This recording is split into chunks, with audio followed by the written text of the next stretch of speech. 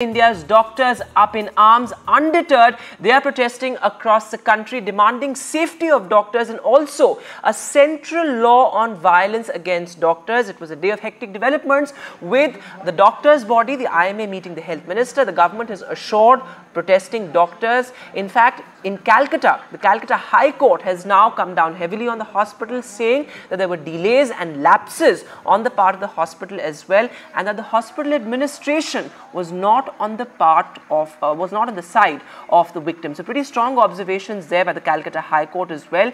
The investigation is now with the CBI, but this is a larger question of safety of our doctors. India's healers have been wounded. There is no safety in the line of duty. We ask, is it now time for a central law as far as doctors' safety is concerned? Will India's doctors' SOS be heard finally? Joining me on the show this evening, Dr. Archana Dhawan Bajaj, a gynecologist and also associated to Apollo Cradle and the Fortis Hospital, and also a young doctor with me, Dr. Kumari Archana. She's been protesting on the streets here in Delhi. She's a senior resident, Department of Neurology at the RML Hospital. Thanks very much both for being with us. I'll also be joined by Dr. Shankar Nadja, Vice President of West Bengal Doctors Forum. Going across to you first, Dr. Kumari Archana. Seeing doctors on the streets, it's an unfortunate sight. It's extremely sad to see India's healers wounded like this. Now that the investigation has been handed over to the CBI, the government has also come up with a fresh set of guidelines for hospitals, including ensuring that medical colleges are well lit and there's extra security deployed at wards and OPDs. Are you satisfied as a young female doctor, and I hate to say female doctor, but because this is also a question of women's safety, do you feel safe in hospitals and are you satisfied with what the government has done? The first thing I would like to point out that we welcome the move by High Court Kolkata that they have handed over the case to CBI, and it's a shameful thing that the CM of West Bengal did not do it on her own. The judiciary had to intervene, and I should let you know that the tampering of evidences has already started in Kolkata. In fact, my friends from Kolkata has told me that the building in which this, the room in which this incident occurred, that room has been undergoing now renovation. So when such kind of crime has occurred, how can you tamper with the crime scene? And already they have tampered the CCTV footage. So yes, CBI has been given the case, but I fear that most of the evidences might have been wiped off. But still, yes, first step of our demand is fulfilled, that CBI has got this case. So we are actually welcoming this thing. But about the safety, so as a female, you know, as a doctor, in fact, no doctor in this country is safe. But at least this kind of brutal gang rape has not occurred with a lady doctor on duty. But now when this brutal incident has occurred, then we are shocked and we are fearful. Actually, I had a night duty just the next day of this incident, and I was literally in fear and I could not go to rest in my own duty doctor room. So you see, if we are in such fear, then how are we able to work? If you are not in a proper mental state, then how are you going to give proper treatment to your patients? And it's not only about the doctor, it's about female security, it's about women's security, it's about our basic rights of safety. So people should understand that this fight is not against the government, between the government and the doctors and the patients and doctors. It's about your daughters, it's about your females. So you should and join us. So it is a larger issue of women's safety, certainly, but I want to put the focus on the plight of doctors, given the fact that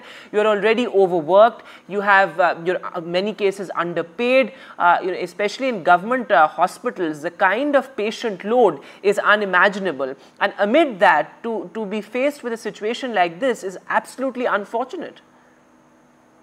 Yes, I should let you know that in fact we get duties like 36 hours at a stretch, 48 hours at a stretch, and we don't have proper safety. In fact, we don't have proper rooms to rest also, and we are told that why should you rest on your duty? But if you are having a prolonged duty like 36 hours and 48 hours, then obviously at least for 10 minutes when there is no patient, then you need to rest. So that basic human thing is also not provided in our hospitals, and we are forced to work in such inhuman states just because we are residents, we are getting a degree, and we are told that if you don't do this, we won't be giving you the degree. So we are forced to work in this. So that's an important point there. And Dr. Archana, come in on this. Are we going to go back to a time where night shifts are no longer safe for women? I'm sure, you know, all of you veterans who broke a lot of barriers to be, whether it's journalists, whether it's women cops or women doctors, you've had to fight a battle to make sure that you're on equal footing with, say, your male counterparts. But are we going to go back to a time where night shifts are no longer safe for women? Particularly in a job where there are no shifts. A doctor has no shifts. Sad to say, Vedant, I don't think we're going back. We have already gone back to that time. What Archana is saying makes me relive what I have faced 30 years ago. You get seniors to tell you, where is the need for rest? Where is the need for a duty room? Where is the need to even have a shift? You come in and you leave when you are done for an X amount of work. I mean, I understand we are doctors, we have to give in our best to society, we have to be trained well, I understand all of that. But what I do not understand is that basic humanity or basic human needs need to be fulfilled, and not fulfilling them is doing no meritorious service to anybody at all. It's not even a question about a female doctor, a male doctor, or a doctor per se. It's about just work ethics. It's about basic human conditions. And I'm so glad Archana's raised certain issues which most of us have always brushed under the carpet for want of our degrees coming on time. But this girl is absolutely right. We've all undergone harrowing experiences. Some of us have the guts to admit it. Some of us don't. And I mean, I was just reading some material on what was available on this issue. Yes. It horrifies me to think a police, sort of a person who's working in conjunction with the Kolkata police as a volunteer is an alcoholic. He has hard porn on his telephone. He has the audacity to go back into the police line and rest there in the same set of clothes. Yes. So that also gives you a sense of the security lapses, given the fact that he had the room to destroy evidence, and there was nobody who caught him. It's absolutely shocking how this crime took place. Dr. Shankar Nath Jha, who is the Vice President of West Bengal Doctors Forum, is also with us. He's an Associate Professor, Department of Public Health at a government medical college in West Bengal. Thanks, sir, for being with us. My quick question to you on this law, as far as violence against doctors is concerned. It has been pending in Parliament for a couple of years now, and that seems to be the central demand, and it's a valid demand given the fact that there have been so many instances of violence against doctors.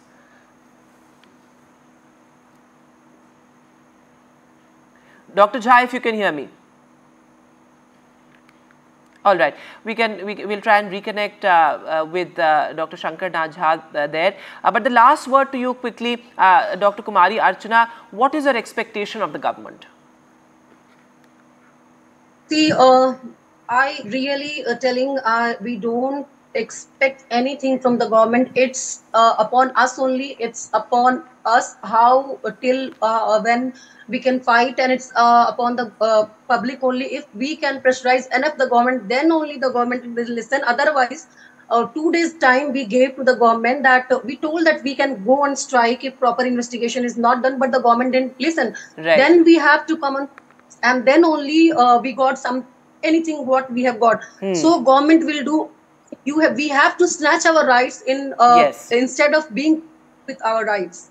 All right, so that's an important point you're making there. The doctors were forced to take to the streets. It's definitely not out of choice. But in Mumbai, we saw those incredible scenes actually of doctors who said that we will not abandon our duties, but we will wear our black bands as a mark of protest. So that in a sense shows you a doctor's commitment to his job. But thanks very much, Dr. Archana and Dr. Kumari Archana, for being with us.